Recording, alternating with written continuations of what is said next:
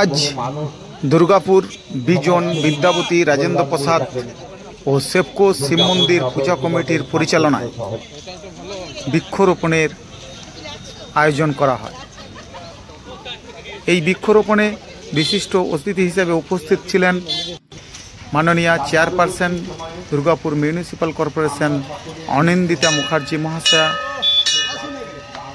প্রাক্তন পৌরমাতা মণি দাশগুপ্ত মহাশয়া ও board of administrative Jahar Banerjee অর্থাৎ অমিতাভ বন্দ্যোপাধ্যায় মহাশয়।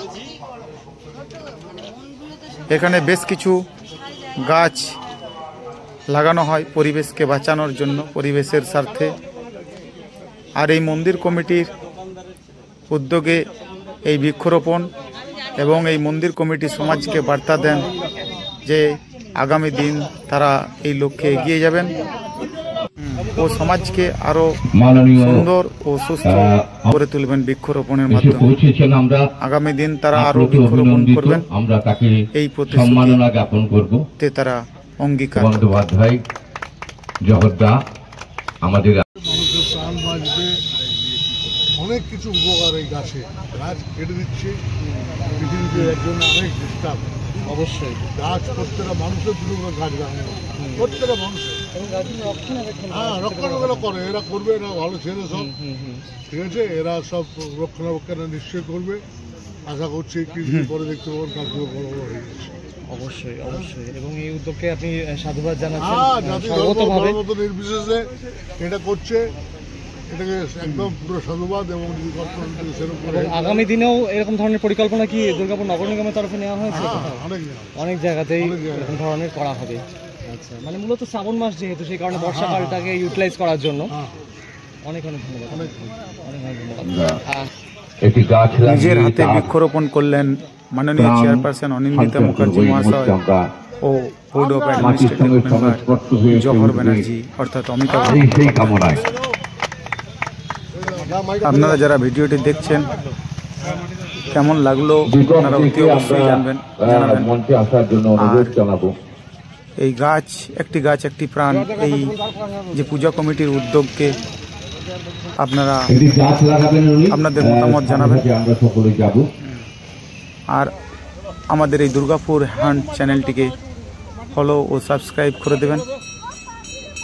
আর ভিডিওটিকে শেয়ার করে একটু বেশি সংখ্যক মানুষের কাছে দেখার সুযোগ করে দেবেন।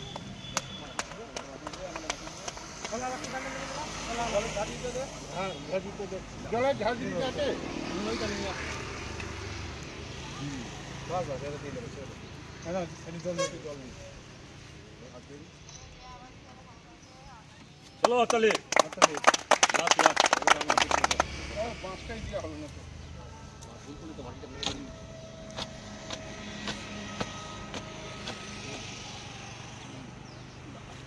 করেছি এবং সেই গাছগুলি আমরা রক্ষণাবেক্ষণ করে খেলা দিয়ে রেখে রেখে গাছগুলি হচ্ছে। এবার আমরা উদ্যোগ নিয়েছি যে প্রতি বছরে এরকমভাবে বর্ষার টাইমে আম গাছ, জাম গাছ, অন্যান্য ফলের গাছ সব কিছুই লাগাবো। এবার আমরা আম আর জামটা নিয়ে এসেছি, নিয়ে এসে লাগিয়েছি। বর্ষার জল আছে, আমাদের ছেলেরা অনেক সক্রিয়, আমাদের ছেলেরা সক্রিয়ভাবে সব ইয়ে করে। বিশেষ করে রবীন্দ্র যাদব বলে একটি ছেলে আছে, ও ভোরবেলায় উঠে গাছের পিছনেই দৌড়ায়, কোথায় গরুতে কী করবে, হ্যান্ড করবে, ত্যান করবে, সব দেখার দায়িত্ব ও বেশিরভাগ নেয়। আর প্রতিটা ছেলেই সক্রিয় আছে। তো আমরা চাই পরবর্তীকালে এরমভাবে মানুষ যদি আমাদের দিকে এগিয়ে আসে, সহযোগিতা করে, আমরা এই প্রোগ্রাম যতদিন বেঁচে থাকবো, মন্দির যতদিন বেঁচে থাকবে, ততদিনই এই প্রোগ্রাম প্রতি বছর হতে থাকবে। অসংখ্য ধন্যবাদ। এবং এই গাছগুলোর রক্ষণাবেক্ষণ যেভাবে নেওয়া হচ্ছে সেটাও কিন্তু একটা প্রশংসার দাবি রাখে। এবং সেগুলি গাছগুলিকে ঘিরে দেওয়া হবে। আমরা গাছগুলিকে আজকে তো লাগানো হলো, এবার কাল থেকে এর পিছনে পড়ে যাব পুরো মন্দির কমিটির ছেলেরা, প্রত্যেকে বাঁশ দিয়ে ঘিরে ফুল কাটা লাগিয়ে দিই, যাতে গরুতে না বা মশে না ক্ষতি করতে পারে, কিছু করতে পারে। আমরা আগামী দিনে এইভাবেই গাছ করেছি, সেই গাছই ফলও হচ্ছে।